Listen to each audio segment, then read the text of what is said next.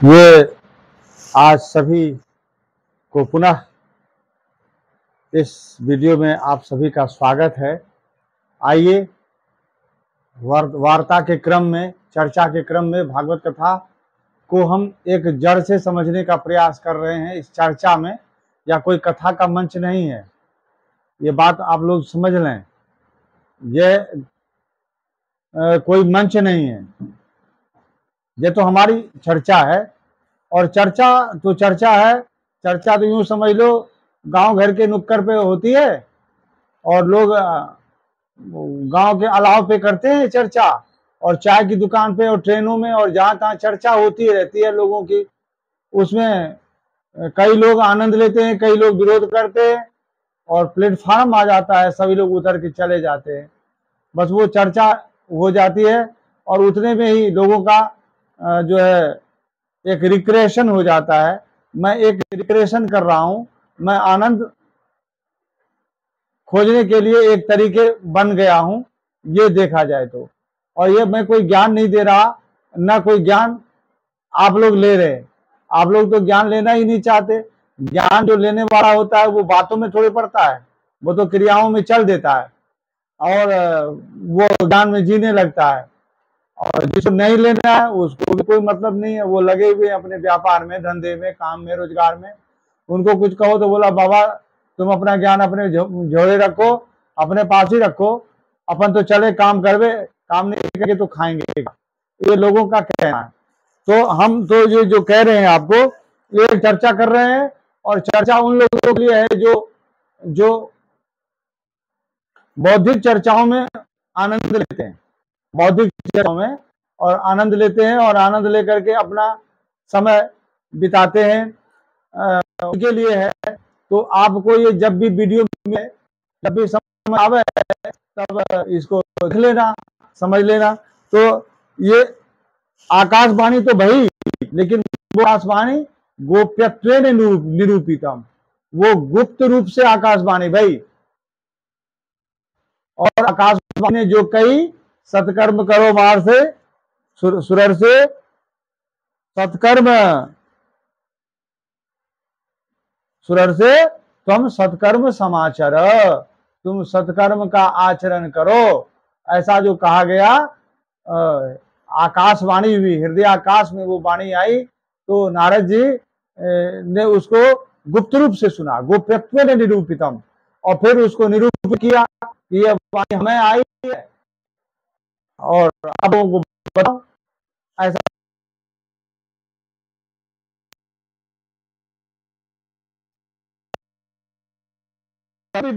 सभी ने सोचा, परंतु किसी ने समझा नहीं, न इदम ज्ञातम, किसी ने ज्ञान जाना नहीं उसको कि वो आकाशवाणी क्या है। तो कहते हैं, नारद जी कहने लगे कि ये आकाशवाणी तो गुप्त रूप से मुझे भई थी, मैंने आपको बताया, लेकिन ये साधन कौन से हैं जिस साधन को करने से तयोह उन दोनों का, ज्ञान और वैराग्य का, होश आवे, बुढ़ापा जाए, हैं, ये दोनों जग जाएं। ऐसा कैसे होगा? को भविष्यति संतस्ते, वे संत कहाँ मिलेंगे? ते संतः को भविष्यन्ति, वे संत कहाँ मिलेंगे? हाँ, सन संतो संतः, वे कहाँ होते होंगे संत? वे संत नहीं है। ये को भविष्यति संतस्ते, संता नहीं है वो। संता मने होते हुए, तत् प्रत्यय का सत्री प्रत्यांत रूप है सत, संतौ संतः बहुवचन का रूप है। क्वा भविष्यति ते संता, संता मने होते हुए, वे कहाँ होंगे? वे कर्म सत्कर्म कहाँ होते हुए दिखेंगे? और कथम दास्यन्ति साधनम, और वे साधन कैसे मिलेंगे? कौन वो साधन देगा है? और किंग मया अत्र प्रकर्तव्यम, मेरे द्वारा यहाँ क्या किया जाए, करना चाहिए? यदुक्तम व्योम भाषा, जैसा व्योम भाषा के द्वारा कहा गया, आकाशवाणी के द्वारा जो शब्द आए, अहो नारद जी आकाशवाणी सुने और लोगों को सुनाए, लोग तब से आकाशवाणी सुन रहे और चल रहे और मजे मार रहे।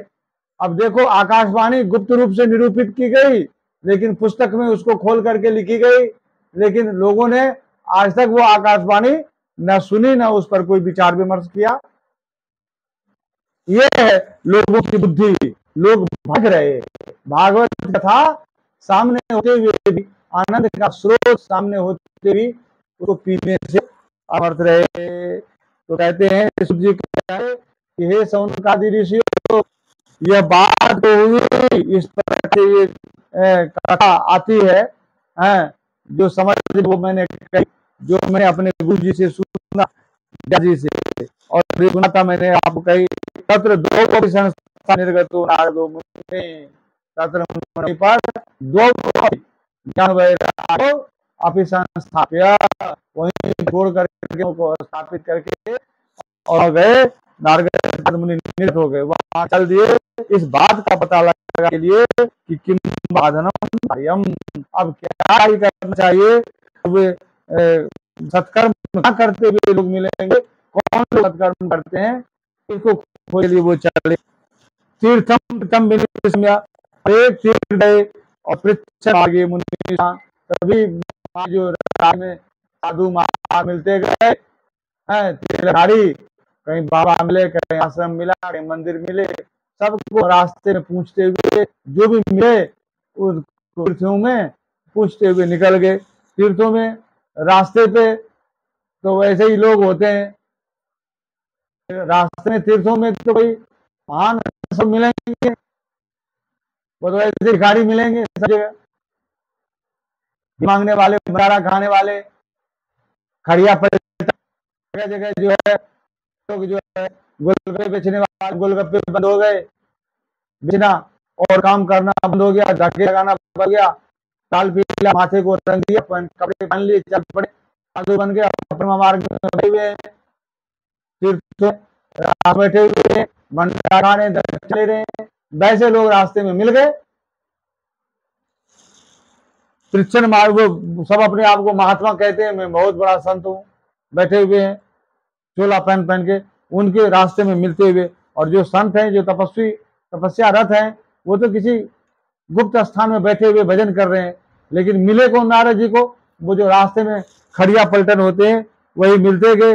वृत्तांत श्रुते सर्वे, सभी के द्वारा वृत्तांत सुना गया। और बाबा जी कहाँ से आ रहे हो महाराज? नारद जी के रूप में तो कोई नहीं जानते थे कि ये बहुत बड़े नारद जी हैं और भगवान के ये रूप में हैं, भगवान के अवतार हैं, और नारद जी भगवान के परम भक्त हैं, परम भगवान के वो पार्षद हैं, ऐसा तो कोई नहीं जान रहा। सभी तो जानते हैं कि जैसे मैं वेशधारी हूँ, तिलकधारी हूँ, ऐसे ये भी है। और सब पूछते गए और नारद जी बताते गए कि भैया मैं इस खोज में निकला हूँ कि दो जने बूढ़ा ज्ञान और वैराग्य बूढ़े पड़े हुए हैं, उनके लिए आकाशवाणी हुई है कि सत्कर्म होना चाहिए। अब ये सत्कर्म कहाँ मिलेगा, मैं वही खोज रहा हूँ। तो सब लोगों ने सुना, लेकिन किसी ने किंचन निश्चित न उच्चते, कुछ भी निश्चित करके उन लोगों ने कुछ भी नहीं कहा। उन महात्माओं ने, मुनीश्वरों ने जो रास्ते में मिले, असाध्यम के जन्म प्रोचु, किसी किसी के द्वारा तो असाध्य कहा गया कि ये बाबा संभव नहीं है, और दुर्गेयम इति च अपरे, और कई लोगों ने तो दुर्गेय कहा कि भैया ये समझ में आने वाली बात ही नहीं है, सत्कर्म करो, ये कोई आकाशवाणी नहीं है महाराज, ऐसा ये गलत बात है, ऐसा कोई आकाशवाणी हो सकती है क्या कि सत्कर्म करो? ये दुर्गेय बात है, ये जानने वाली बात ही नहीं है, ये आकाशवाणी भी कोई होती है। मैं तो कहता होती है, तो आप लोग कमेंट करके बताओ होती कि नहीं होती है। कभी सुनी आकाशवाणी? मैंने सुनी है, इसलिए मैं जानता हूं कि आकाशवाणी होती है। और उसी आकाशवाणी के 10.25 शिवलिंग मंदिर मैंने बनाया था, और मेरा प्रयास मैं पूर्ण रूप से नहीं कर पाया, जो को या मैं अस्वस्थ हूं, उसके बहुत लंबा समय चाहिए। और वो जो पहले थे बैंक में जमा किए, बैंक में वो सब पैसे उल्टे कट गए, बैंक में ही चले गए सब पैसे, बैंक वाले ने पैसे दवाई खा लिए और कोई आगे सामने आया नहीं, आप लोग से कोई आया नहीं, इसलिए फिर वो 1.25 करोड़ शिवलिंग जो चैनल था उस चैनल को बदल करके व्यासपीठ गुरुकुलम कर दिया गया और विद्यालय के लिए मैंने व्यवस्था बनाया। विद्यालय भी यहाँ नहीं चल पाया क्योंकि यहाँ ये थोड़ा साइड यमुना जी की तरफ है और ये व्यवस्था यहाँ नहीं बन पाती है, विद्यार्थी नहीं आ पाते हैं। ये सब पता है ना, सब पाखंड का काम है। लोग जो होते हैं बोलते कुछ करते हैं, कैसे कैसे करते हैं और सिर्फ का काम है, प्रचार का काम है, बहुत धन लगता है और जिस दिन खिलाना पड़ता है 6 महीने साल भर, इतना अपने पास व्यवस्था नहीं है। इसलिए अभी केवल यूट्यूब में बोल रहा हूँ, इसी को सब लोग देखो, सुनो, समझो। और ये हमारे भाग्य लगता है नहीं है, मैं कुछ नहीं कर पाऊंगा क्योंकि कोई किसी का सपोर्ट नहीं है। पब्लिक हिंदू धर्म इसके लिए हमें उपयुक्त नहीं मानता है, जो भी कहिए तो ये नहीं हो सकता है। तो लोगों ने ये बताया कि ये जानने लायक नहीं है, मुख्य भूता सता और अन्य जना अन्य मुनीश्वरा मुख्य भूता, और अन्य लोग जो थे और अन्य जाकर महाराष्ट्र में जी को मुखी भूता हो गए, अर्थात गूंगे हो गए, कुछ बोले ही नहीं। बोला मैं कुछ नहीं कर सकता महाराज, जो है होती होगी, अपने को अपन को कुछ नहीं पता, ऐसा कह करके अन्य भूता आसन सभी मुखी मुंह गूंगे हो गए, कुछ बोला ही नहीं, कुछ जवाब ही नहीं दिया। अत्यंत अस्तु पलाय था और कुछ तो भाग ही खड़े हुए, महाराज ये क्या आते हो, ये आजकल जो है फालतू बातें तुम लेके घूम रहे हो, ऐसा होता है। तो फिर इस प्रकार से हाहाकारो महान आसित त्रैलोक्य विस्मया, तीनों लोक में विस्मय प्रदान करने वाला हाहाकार उत्पन्न हो गया तीनों लोक में। जहां जहां गए सबने ये कहा कि भैया ये बात नारद समझ में नहीं आती है कि ये कौन सा कर्म है, कैसे किया है। विरागम वेद वेदांत घोष गीता पाठ को आश्चर्य हो गया। वेद वेदांत गीता पाठ ये सब क्या गया, वो उतना नहीं बगल वेद वेदांत गीता पाठ हो रहे हैं, कहीं गीता निश्चित है, कहीं गीता जो है भाषण घूम रहे हैं, गीता वेदांति घूम रहे हैं, कहीं क्या घूम रहे हैं, लोग घूम रहे हैं, बहुत सारे लोग हैं गीता वाले हैं, लेकिन लोगों को गीता समझ में अब तक नहीं आई है, तो समझना नहीं चाहता। तो कहते हैं ये लोगों को बड़ा आश्चर्य हो गया कि जगह नहीं, गीता से नहीं जगह, भागवत से भी नहीं जगे। हाँ, और दूसरा उपाय क्या है, उपाय अपरो अस्ति, कोई दूसरा उपाय तो है नहीं भैया। इसके लिए तो ज्ञान के लिए, धर्म के लिए तो लोगों को यही पता है, गीता है, भागवत है, वेद वेदांत है, रामायण है, उपनिषद है, तमाम महात्मा है तीर्थों में, जब ये लोग बता पा रहे तो क्या होगा। है तो ना अपरो उपायो अस्ति, दूसरा कोई उपाय तो है नहीं। इतनी करने का पंजना, तो कान फुसुर करने लगे, बातचीत होने लगी सब जगह, भैया कैसे होगा वैराग्य का बुढ़ापा, कैसे दूर होगा। योगिना नादेन अपि सुन्न ज्ञायते है, ऐसा ज्ञान जो स्वयं नारद जी के द्वारा भी यदि नहीं जाना जा सका कि किसको सत्कर्म कहते हैं, उसका आचरण क्या है, नारद जी भी नहीं जब जान सके तो कैसे इसका पता चलेगा। तो ये तो बड़ा मुश्किल हो गया। तत्कथम शक्यते वक्तुम इतरे मानुषे इस संसारे कथम वक्तुम शक्यते, और लोगों के लिए, दूसरे लोगों के द्वारा इस संसार में, इस जगत में यह बात कहना कठिन है कि कैसे हो। अब ये बात कहना कठिन क्यों है, अब आप लोग जानते हो कि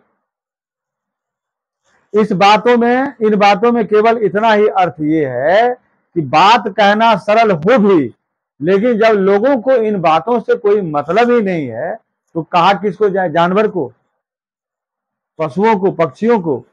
पशुओं पक्षियों को तो ज्ञान होता नहीं, विवेक जगता नहीं, उनमें ज्ञान और वैराग्य तो होते नहीं, वे भक्ति तो करते नहीं। अब भक्ति तो मैंने बता दिया, लोग ऐसे ही करते हैं, और ज्ञान वैराग्य से मतलब नहीं है।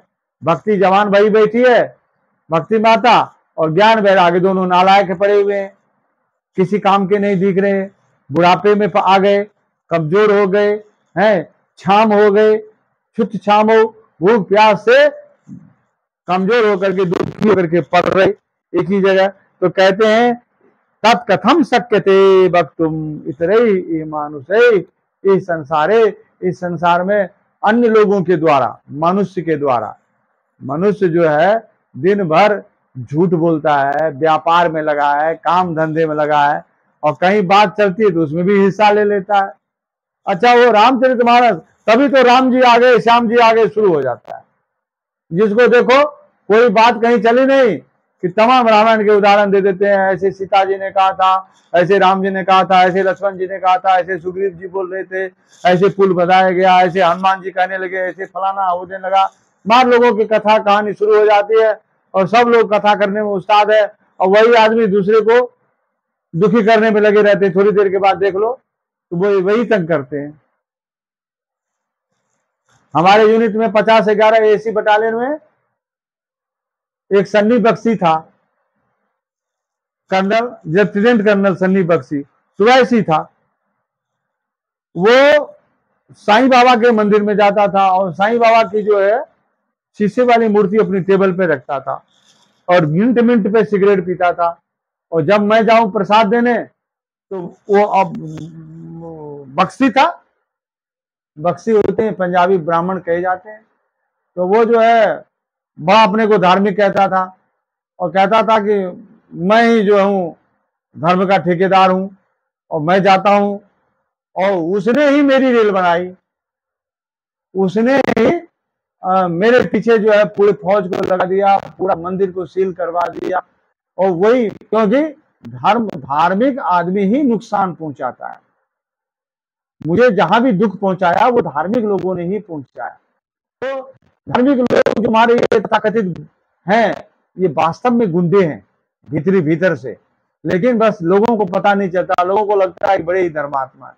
और उसने ही क्या बोलते हैं, मुझे ये कहा, उसने ही मुझे सारी कुछ करवाया, मुझे एमएच में डलवाया, 10 नंबर फॉर्म भरवाया, मंदिर बंद करवाया। जब भी वो आता था मंदिर में, यहाँ क्यों ये पड़ा है, ये ऐसा क्यों है, वैसा क्यों है, मतलब हमेशा वो तंग करता रहता था, परेशानी में जाता रहता था। और उसी ने सीओ को मोटिवेटेड किया, कर्नल विक्रम अहलूवालिया को, कि ऐसे ऐसे करो, इसको एमएच में डाल दो, 10 नंबर में डाल करके। और फिर उसके कहने से कर्नल विक्रम अहलूवालिया एमएच में डाल दिया। और फिर बड़ी सारी दुर्व्यवस्थाएं हुई, बहुत सारे कांड हुए इन दोनों ने। और फिर इन्हीं अफसरों ने फोन करके नौशेरा में जो है वहां पर कोर्ट ऑफ इंक्वायरी बैठवाई, जबकि वो कोर्ट ऑफ इंक्वायरी 1 साल के बाद बैठी, उसमें पीरियड लिया गया। अफसरों का कहना है कि दुश्मन को धीरे धीरे मारो। और जब मैं गया तो मुझे प्रेस क्लब से पकड़ के, और स्थिति ऐसी खराब हो गई कि मैं ऐसे घूमते घूमते प्रेस क्लब के बाहर में घूम रहा था कि एक प्रेस वाला मिल गया, वो मुझे जान नहीं था, मुझे ले गया, उसने फौजी प्रेस वाले से मिला दिया। और फौजी प्रेस वाले ने इधर फोन कर दिया स्टेशन हेडक्वार्टर में, और स्टेशन हेडक्वार्टर पुलिस और सीएम की, ये दोनों ले जाकर के पकड़ करके और मुझे जो है वहां पर जाए, मुझे अगले यूनिट में गया। और वहां पे कर्नल सुभाष जो दारू पी करके पड़ा हुआ था, वो हमें पंडित जी आ गए क्या, ऐसे करने लग गया। और फिर धीरे धीरे साल भर के बाद मेरी कोर्ट ऑफ इंक्वायरी बैठी, और ये धार्मिक लोगों ने मिल करके, वे बोर्ड में सभी धार्मिक थे अफसर, और सारे धार्मिक लोगों ने मिल करके मुझे वो किया। और आज भी जहां जहां मैंने केस डाला, इन अफसरों ने उन वकीलों को पैसे दे करके या जैसे भी करके इन वकीलों को केस नहीं लड़ने दिया। अब मैं इसके पीछे प्रयास नहीं कर पा रहा हूं, क्योंकि ये मेरे बस का नहीं है। बहुत पैसे वकील को दिए, और वकील अब जो है और दूसरी पार्टी से पैसे लेकर के केस को बंद कर देता है, चलाता नहीं, उपस्थित नहीं होता है, इसलिए ये काम हुआ नहीं। तो मैं आपको क्या कहूं, ये नहीं चल रहा है, ये धर्मात्मा भारी पापी सब घूम रहे हैं। और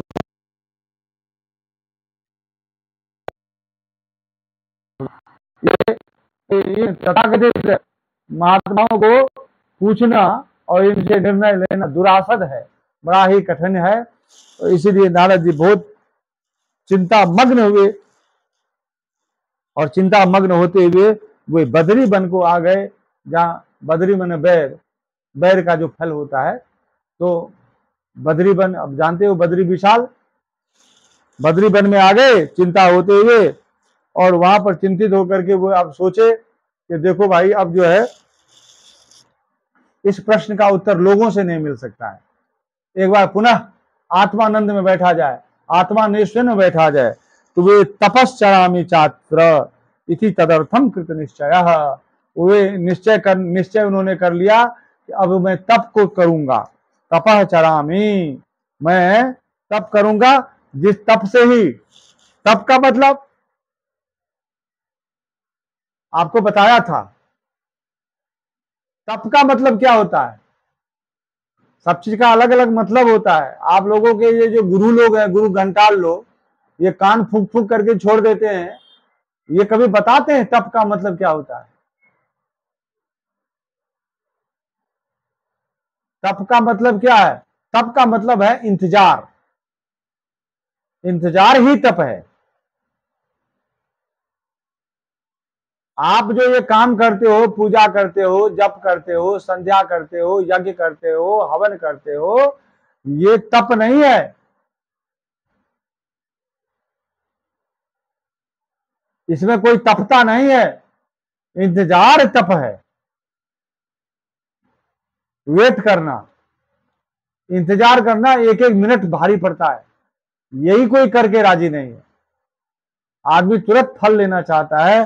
तो नारद जी ने सोचा कि इस आकाशवाणी को एक जगह बैठ करके, आंखें बंद करके, पुनः आकाशवाणी को भीतर में सुना जाए, और आकाशवाणी का अर्थ आकाश में ही जाकर के फिर से पता किया जाए। तो इसलिए उन्होंने ऐसा सोचा कि तप करो, और तप करने के लिए जैसे भी विचारने लगे, तब तक सामने से उनको ये चारों मुनीश्वर दिख पड़े। सनकादीन मुनीश्वरान तावत पुरतः ददर्श, पुरतः मैंने सामने से चारों सनकादि ऋषि दिख पड़े। अब सनकादि ऋषि दिख पड़े, अब ये देखो नारद जी भी ब्रह्मचारी, सनकादि भी ब्रह्मचारी, और सूत जी भी ऐसे ब्रह्मचारी, और सारे ऐसे थे, और ये ब्रह्मचारियों की फौज है अभी तक। ये लोग अभी यह नहीं समझ, गृहस्थ जीवन में कैसे भागवत धर्म को अपनाया जाए, इन लोगों को अभी तक यह शिक्षा नहीं मिली है। ये लोग अकेले अकेले हैं, और अकेले अकेले लोगों के लिए, सारी दुनिया में लोग अकेले तो होंगे, भागवत तो सबको चाहिए, स्त्री को चाहिए, को चाहिए, खास ब्राह्मण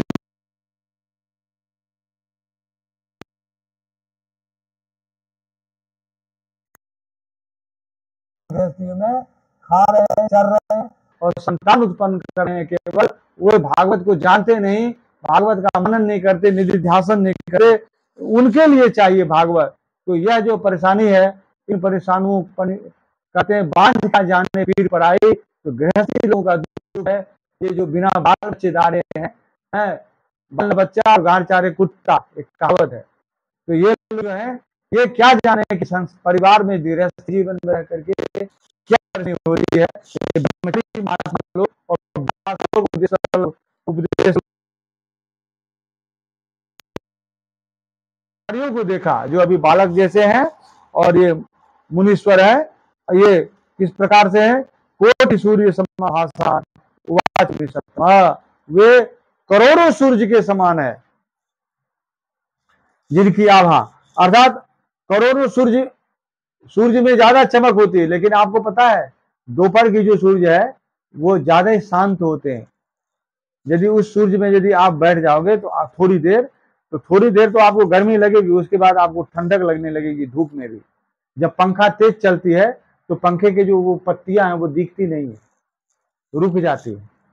इसी प्रकार से जब ज्यादा शांत और आत्मानंद में व्यक्ति डूब जाता है तो उसके ऊपर में कुछ भी नहीं दिखता है, वो कोई हलचल नहीं दिखता है।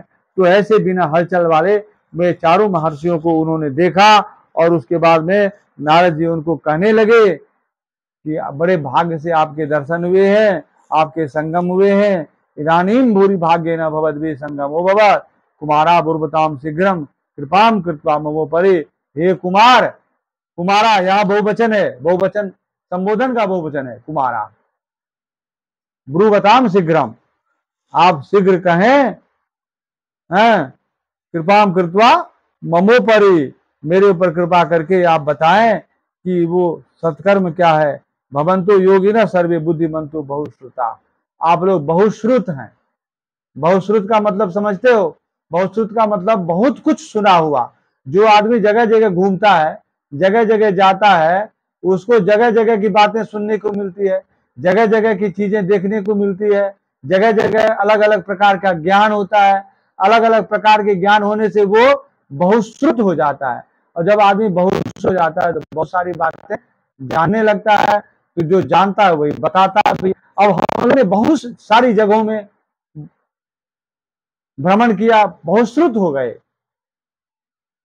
सभी धर्मों की बातें जानने लगे, सभी जगह की बातें जानने लगे, सभी मत पंथ में घूम करके रोटी खाई, सभी जगह अच्छे बुरे लोगों से मिले, सभी परिस्थितियों में दुखों में रहे, और आज तक घूमते ही जा रहे हैं। अब कभी नहीं जाते हैं क्योंकि थोड़ी सी शारीरिक परेशानी हो गई है, लेकिन इसके अब भी घूमते ही रहते हैं। तो बहुश्रुत व्यक्ति जो होता है वो बुद्धिमान होता है, ऐसा वो नारद कह रहे हैं कि आप सभी बहुश्रुत हैं, योगी है, आत्मानंद में रमन करने वाले हैं, एक जगह कहीं रुकते हैं, और बहुश्रुत हैं, बहुत बार बहुत आपने सुनी है, बहुत बातें, बहुत पुराण, बहुत कथा, बहुत ज्ञान की बातें। पंच हायन संयुक्ता, और 5 हायन मन वर्ष, 5 वर्ष से हमेशा आप संयुक्त रहते हैं, इतने ही उम्र के दिखते हैं। पूर्व शाम पे पूर्वजा, जबकि आप पूर्वजों के भी पूर्वज हैं, बहुत आपकी लंबी आयु है, लेकिन आपने अपने ज्ञान से, अपनी भक्ति से, अपनी शांति से आप हमेशा, आपकी उम्र 5 साल की इसी रहती है, संभव हो जाता है। आप जब बहुत शांति में चले जाएंगे तो आप उसी में जीवन जिएंगे। हम लोग तो शांति से बाहर भी आ जाते हैं, तो शांति से बाहर जब आ जाते हैं तो फिर शांति मन में बैठी हुई उस बात को पकड़े हुए हैं, व्यवहारिक जीवन में आते हैं, मेरी शांति नष्ट नहीं होती है। लेकिन यदि शांति में ही हमेशा रहा जाए, व्यवहारिक जीवन में आया ही ना जाए, तो कितना अच्छा रहता है, बहुत अच्छा रहता है। लेकिन अब तो हमारा तो सेटिंग बैठ गया है, कैसे हम रह सकते हैं। कई लोग ऐसे हुए हैं जो शांति में होने के बाद फिर व्यवहारिक जीवन में नहीं आए, भी लोग हैं। तो मैं तो सब करके देखा हूं। आत्मानंद वाले के लिए किसी भी परिस्थिति का, किसी भी स्थिति का, कोई खाने पीने का, कोई जाने आने का, कोई पढ़ने लिखने का कोई नियम नहीं है।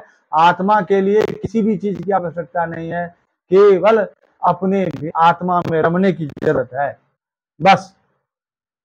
कोई चीज की आवश्यकता नहीं है। ऐसे भी आपको जिसमें उचित लगे उसी समय आंख बंद करके आप दो भवों के बीच में चले जाइए, नैमिषारण्य कथा होने लगेगी।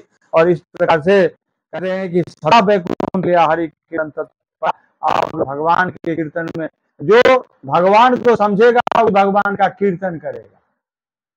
ये जो कीर्तन करने वाले हैं बिना भगवान को जाने भगवान के नाम का कीर्तन कर रहे हैं, इसीलिए आज तक इनको कीर्तन का कोई लाभ नहीं मिला, बुद्धत्व नहीं मिला, इनको कोई ज्ञान नहीं मिला, इनको शांति नहीं मिली। आज भी भटक रहे हैं, तब भी भटक रहे थे, क्योंकि कीर्तन इन्होंने समझ के नहीं किया, बिना समझे किया। कीर्तन कैसे करना चाहिए? ज्ञान और वैराग्य के साथ करना चाहिए। कह रहे हैं कि आपने हरि कीर्तन किया कैसे? वैकुंठ निलया विशेषण है, वैकुंठ में रहते हुए आप आत्मज्ञान में स्थित होते हुए आपने कीर्तन किया है। इसीलिए कथा मात्र ही आपका जीवन है, भगवत चर्चा, आनंद की चर्चा ही आपका जो है जीवन है। और जो लीला मृत सोनमत्ता, इस शब्द का भी बड़ा दिव्य अर्थ है। लीला मतलब ये नहीं कि वो भगवान ने जो जो काम किए उसको लीला कहते हैं। वो रास लीला जो होती है, उसको मार दिया, उसको फाड़ दिया, भगवान ने किया तो लीला और हमने किया तो अपराध, ऐसा नहीं है, वो लीला नहीं है। लीला का मतलब होता है जो दिव्य योग में आत्मा से रमण करते समय, आनंद के समय जो आत्मानंदानुभूति होती है उसको लीला कहते हैं। ये मैं आपको बता रहा हूं, समझ लेना। आत्मानंदानुभूति को लीला कहते हैं, और उस वही लीला जो है आत्मानंदानुभूति, वही अमृत है। वो उस अमृत रस में जो उन्मत्त रहने वाले जो आप लोग हैं, तो आप लोग यही कहते रहते हैं, हरि शरणम एवं, हरि शरणम एवं, हम भगवान के शरण है, भगवान के शरण है। जो भगवान को जानेगा वही तो भगवान का शरण होगा। जो जानता नहीं है वैसे मुंह से बोलता है, वैसे जैसे कि दारू पीने वाले बोलते हैं, ये सारी प्रॉपर्टी मेरी है, मैं सबको खरीद लूंगा, सबको मार दूंगा, मैं ऐसा हूं, मैं वैसा हूं। रात में जब दो जाता तो बोला सुन रहा है, और सुबह में जब आंख खुलती है तो सब गायब हो जाता है। ऐसे लोग बोलते रहते हैं कि मैं तो भगवान को जानता हूँ, मैं तो भक्ति करता हूँ, तुम भी नाम जपा करो, तुम भी ये किया करो। जब मृत्यु आएगी तो टेंटे करना शुरू कर देंगे, ये तोते की तरह राम राम बंद करके टेंटे शुरू कर देंगे।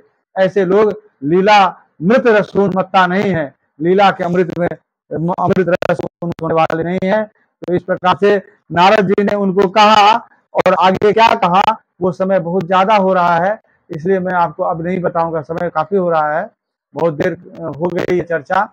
तो ये धीरे धीरे चर्चा सुनो, और आप लोग इसको फिर फिर कहूंगा कि 605 सब्सक्राइबर 6 हो गए हैं, तो आप लोग थोड़ा सा इसको बढ़ाइए ताकि सब्सक्राइबर बढ़े, और चैनल को शेयर करें और ज्यादा से ज्यादा करें। और यही आनंद का विषय है, मंगल है।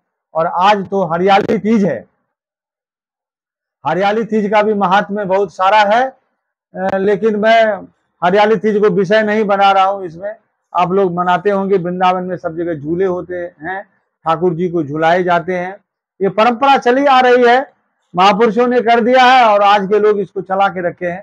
तो वृंदावन आओ, ये झूला के अवसर पर सावन में तो जरूर आया करो, 1 महीने है। ज्ञान भले ना हो, वैराग्य भले ना हो, लेकिन वो तथाकथित भक्ति जो है इसको चला के रखो। उस भक्ति में ही आप लोगों को थोड़ी बहुत सुकून मिलेगा, और जब भगवान आपको चाह लेंगे, पसंद कर लेंगे, तो सोई जाने जय जय जनाई, भगवान स्वयं आपको अपने ज्ञान से अभिभूत कर देंगे, आनंद आ जाएगा, और आनंद में ही सब आनंद आनंद हो जाएगा। बोलिए आनंद कंद भगवान की जय।